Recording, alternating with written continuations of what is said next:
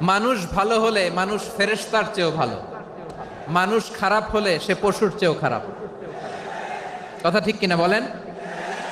ভালো হলে ফেরেশতার চেয়েও ভালো, খারাপ হলে পশুর চেয়েও নিকৃষ্ট।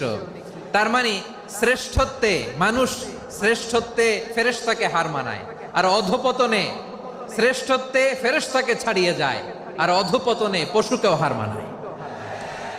আই রিপিট, আমি আবারও বলছি, মানুষ শ্রেষ্ঠত্বে ফেরেশতাকে ছাড়িয়ে যায়, আর অধপতনে সে পশুকেও হার মানায়। আওয়াজ করে বলতে হবে ঠিক কিনা?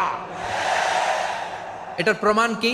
মানুষ শ্রেষ্ঠ হইলে যে ফেরেশতার চেয়েও সেরা, তার প্রমাণ কি? আল্লাহ তাআলা বলছেন, ওয়া ইয কুলনা লিল মালাইকাতি ইসজুদু লি আদম ফাসাজাদু ইল্লা ইবলিস আবা ওয়াস্তাকবারা ওয়া কানা মিনাল কাফিরিন। আল্লাহ বলেন, স্মরণ করো সে সময়ের কথা যখন আমি ফেরেশতাদেরকে বললাম, ও ফেরেশতারা আদমকে সেজদা দাও। সব ফেরেশতারা সম্মান সূচক সেজদা আদমকে দিল, তারা আদমের জন্য সেজদায় লুটিয়ে পড়লো, একজন ছাড়া, তার নাম ইবলিস। আওয়াজ করে বলেন, তার নাম কি? সে অহংকার প্রদর্শন করলো, সে কাফের হয়ে গেল, বাকি সব ফেরেশতারা সেজদা দিল। সুবহানাল্লাহ। আবার আদম আলাইহিস সালামকে আল্লাহ জিজ্ঞেস করলেন, সব বলে দিল উত্তর, কিন্তু ফেরেশতাদেরকে একই প্রশ্ন জিজ্ঞেস করলেন, তারা উত্তর করতে পারে নাই।